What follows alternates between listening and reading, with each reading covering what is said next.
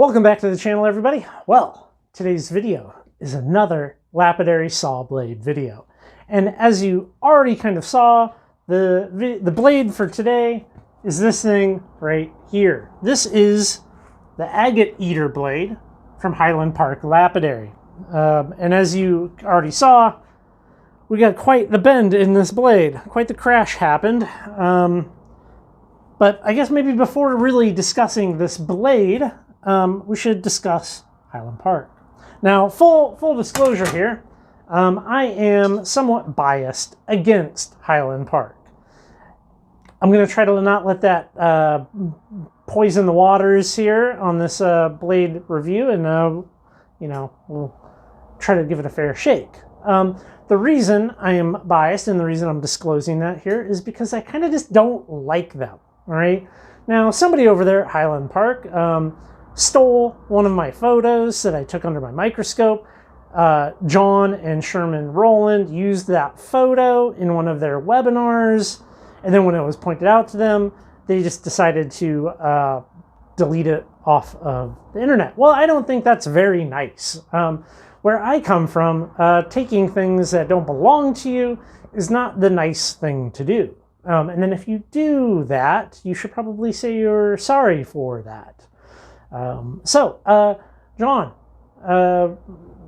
Sherman, go ahead and feel free to send me an email and apologize. It's currently rockhounding@gmail.com, but you already probably know that since you're a subscriber here on the channel. So go ahead and shoot that my way. Very much appreciate it. So, this blade, let's talk about this blade. The person who sent this to me, well, let's back that up. Okay, so I was told about a post on Facebook. Somebody had a brand new Highland Park saw, and they have their brand new Highland Park blade here, and apparently they had a loose rock in the saw, and it came loose, and it caught, and it crashed, and that's that. Now, I don't fault this blade for it. It happened to any saw, right? Doesn't matter. Any saw, any blade.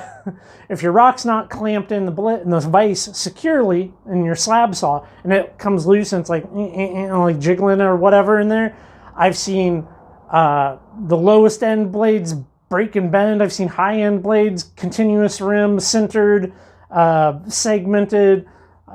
These green lines. It doesn't matter. So let's ignore the bend in it, because I believe that was operator error. However, how a blade handles a loose rock can vary a lot. So as an example, here we have another blade, another 14-inch blade. This is a tensioned blade. So now tensioned versus untensioned, okay? So this is kind of a big thing here. When you bend a tensioned blade, think of it like bending a really nice kitchen knife, right? Heat-treated, quality kitchen knife, it gets bent.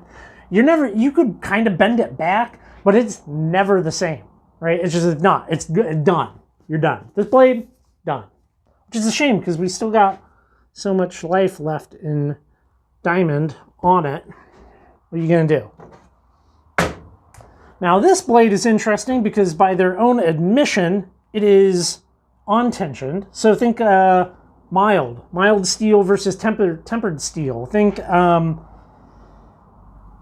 high-end kitchen knife versus dollar store kitchen knife. One you should be able to bend back. This is a very thick blade, as you can kind of see. Right, there we go. Yeah, you can kind of see. We're going to take some measurements of this, but in theory, it's end user serviceable, and possibly I can repair this this dent.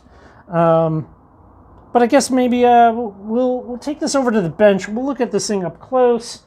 I have a replacement segment for it, and look at this under the microscope, and take some measurements all around and see what we can't do about possibly repairing this and then running it. I just so happen to have a 14-inch saw right behind the camera. So if we can get this thing flat and we can run it on the truing jig and make sure it's super, super flat, I'll put it in the saw and we'll give it a cut and we'll see what we can produce with this. So why is this an attractive blade for people to buy? I think it comes down to price and how much diamond you get.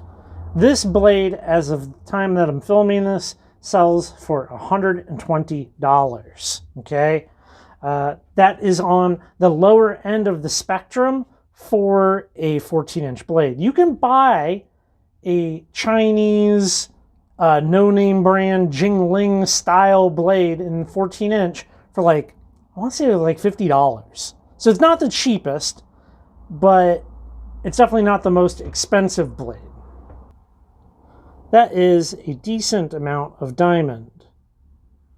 Now, this blade, I believe, was used before this crash, and one of the reasons I believe that is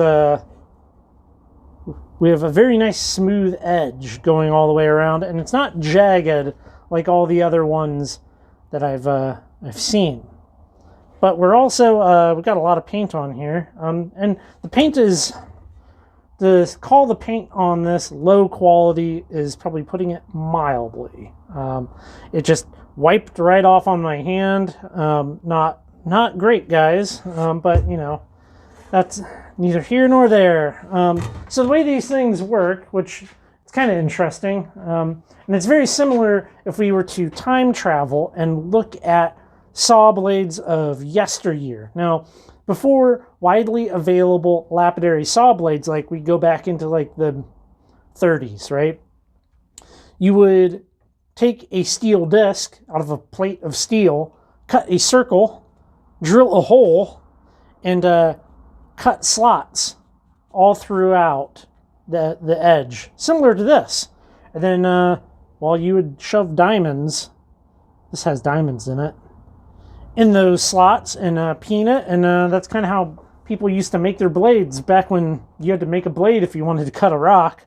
So these are, in theory, replaceable. So the little portion that you see here, if it was to break or whatever, I could insert this and peen it over. You can see that it's kind of like a little L shape to it. So we'd be able to do that.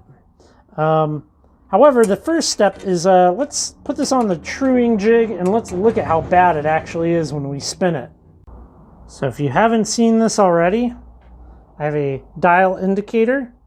I have a bolt running on the rim because I don't want to drag my dial indicator over the rim here. So as this turns, that can push on the bolt, which is free sliding, and that affects the dial indicator. So you're just going to want to watch the dial, okay?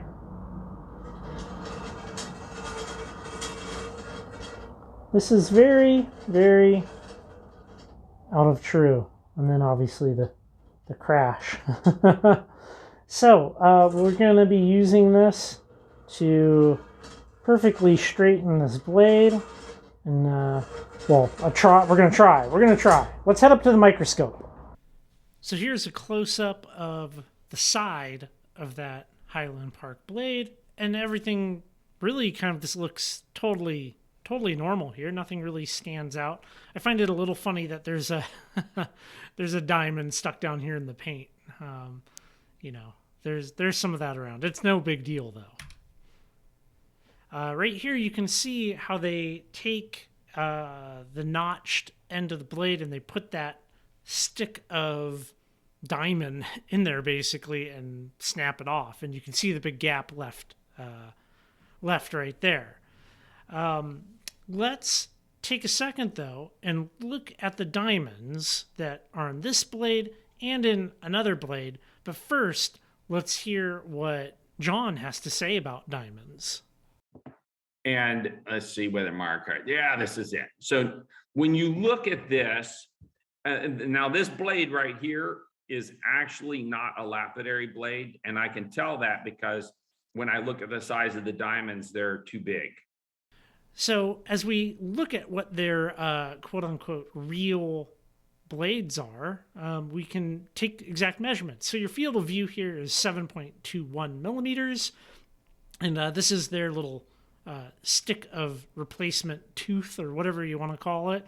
And here's a couple of exposed diamonds. And I don't really like measuring these things because when you measure diamonds that are embedded in a matrix, well, you're kind of like, where's the bottom, right? Like it's very hard to tell what is a fully exposed diamond. But I picked these two here versus like this, right? So he's under the impression that somehow I've been not showing legitimate lapidary blades in my videos, and he could tell based upon the diamond size and the diamonds being too big. But we have his measurements here of 0.3 millimeters, or my measurements of their product.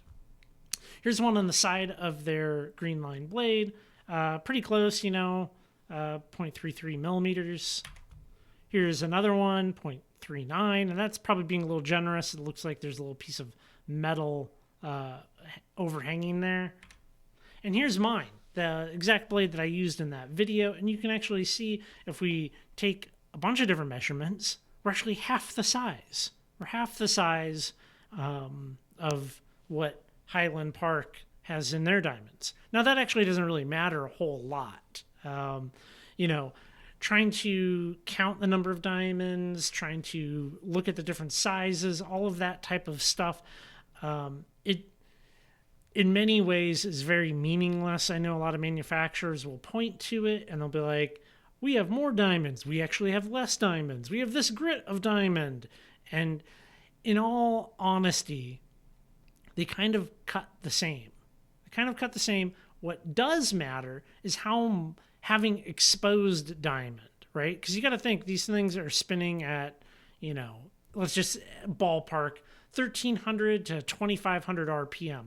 You don't really notice that much of a difference if you were to have 13% less diamond here, right? It really doesn't matter a whole lot ultimately, okay? So, and different blades that have been used differently and worn in differently and ran directionally will retain their diamonds better than others. And there's a whole lot of factors in play here. But the takeaway should be that you can't just look at the diamonds and automatically know what something is. One of the things that I didn't mention when I was up at the microscope is a big determining factor in blade wear is the either electroplating or sintering that is acting as a matrix for the diamonds. Well, I have the capability of testing the hardness of that. That is, I'm playing that one a little close to the chest. That information is for me only, but it's interesting, to say the least, to test a bunch of different manufacturers' hardness of the matrix that the diamonds are in. Let's try to squish this thing out in the vise, and if that doesn't work, I have right over here a welding table, a Surdy flat welding table, and maybe we can use that as a little bit of a bending, hammering flat surface, and then we'll start truing it up, see what we can't get done.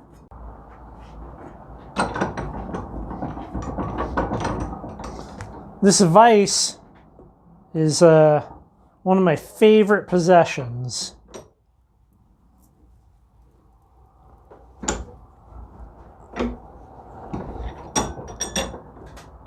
That kind of closed up on there. That's a little bit better. I feel like I'm going to have to probably extract that tooth to bend it back. Let's grab some pliers and get that guy out. So after much fiddling, I managed to get that tooth out, and as you can see now, some of the other ones are now loose. I'm going to stick the replacement in here and snap it off, grind it down. We're going to try to make this thing work, and then once the teeth are replaced and we're kind of back in business just a little bit, we'll be able to maybe true it up.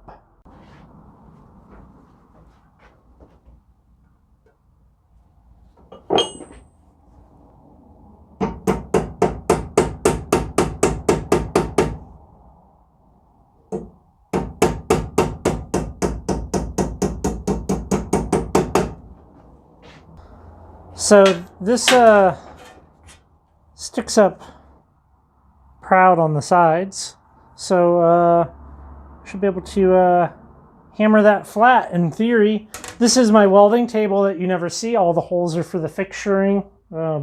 So yeah, let's just give it a couple of wraps here.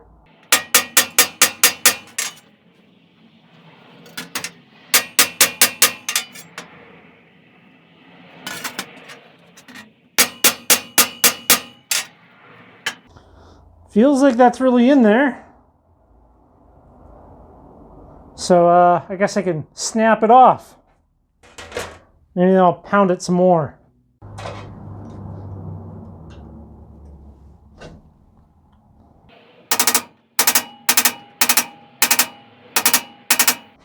So I've just been kind of aligning the pins next to it with a punch. Nothing too special, you know. I got a huge set of these things, so I can kind of come in and I want to get it so that we are as good as possible.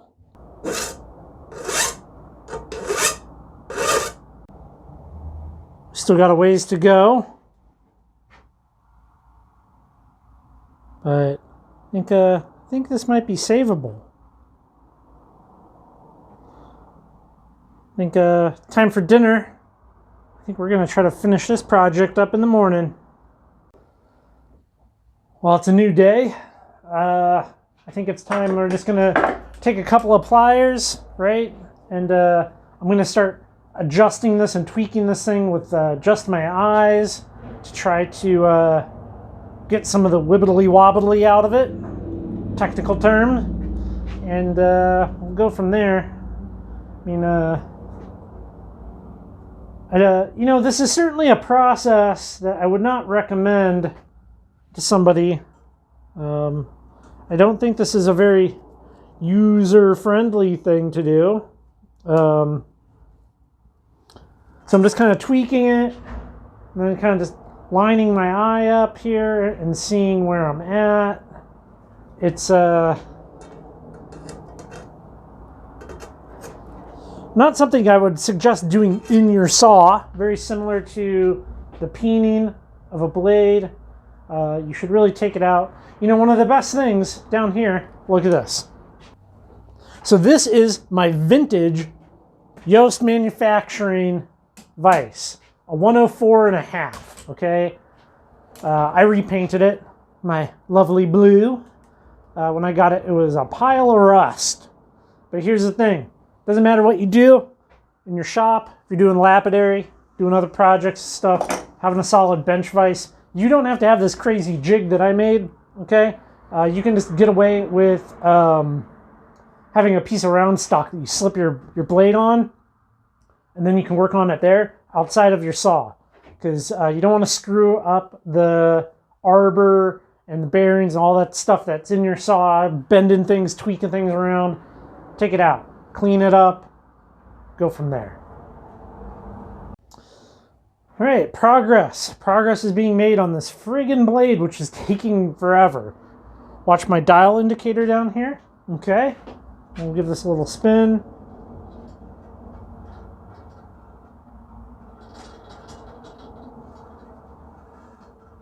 Not too shabby. Not too shabby. Also, this is a little inaccurate with the bolt taking up the slack. But this kind of tells me where we need to bend the blade and what direction, okay? I have marked up here, you can kind of see right there, that's my major damaged part, and that's also the part that is the worst. So, need to give that a little bend, and I'm just going to use my meat hooks.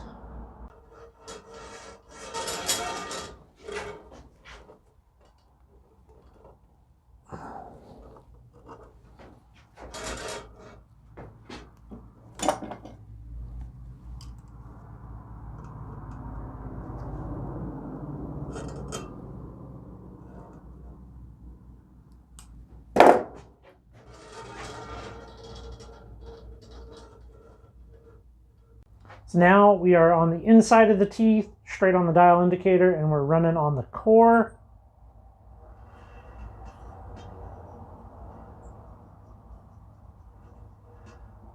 You see right there, that damaged part, that's where we're kind of the farthest. out. And back where we started. So a dial indicator from Grizzly is not exactly a precision stare-it dial indicator. I've been screwing around with this thing for a while. All right, a good long while. And now the fluctuation you see could also just be the run out in my El Cheapo dial indicator. That is pretty dang straight. Here we go. We are all set up here. I just threw in a big chunky piece of granite because it's very, very flat, very square, and no risk of that thing coming loose in the vise, but we are perfect in here. Let's give this a test cut.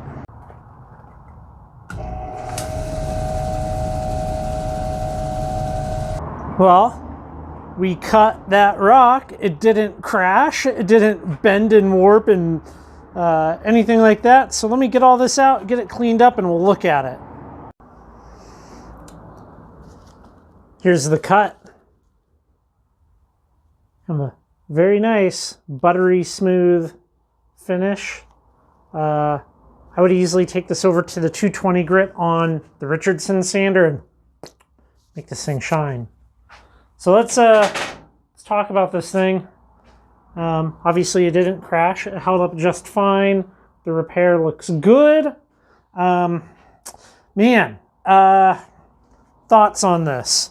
I think my advice still stands. If you are an average person with an average shop and you're cutting average stuff like petrified wood and agates and whatever, some randoms, rocks that you find that you thought were cool, doesn't matter, varying hardnesses and all of that, I think my advice still stands where you should get a sintered continuous rim blade. Okay, that's just the general advice. Don't do the segments, don't do these. That's just kind of my standard advice. Okay, there's of course exceptions to that. You know, everybody is going to have their caveat. This blade, however, I mean, I was able to repair it. What can, you know, like, I mean, as much as I want to kind of hate on Highland Park a little bit, you saw me, I did a full repair on a blade that otherwise would have been mangled if it was a tensioned blade. The real question is, I think it's more complex than they might let on, okay? I don't know if this is the task for every single person. I'll let you be the judge. In the meantime, I think I'm going to put this back in my saw and I'm going to run some more material with it. Yeah, I think that's that, right? I was able to fix it. Other blades I wouldn't have been able to. And it's a acceptable blade. I guess we'll leave that there. It's acceptable. If you have it, run it. If you can't afford anything else, maybe run it. I do think, though, this style of blade, right, with these bigger segmented slots, okay, I think this is more susceptible to crashing. Think about it like this. Your fingers are out. They're out. They're not fully supported versus a continuous rim centered being fully supported, especially a thicker continuous rim centered blade. Yeah, stay tuned. There'll be some future updates on these blades that I have floating around the shop in future videos. I know this was a long one, but I hope you enjoyed it. I sure enjoy doing stuff like this, and what do you know? One more blade not going into the landfill, I guess. All right, y'all take care. Thanks for making it to the end. If you want to throw me a thumbs up, much appreciated.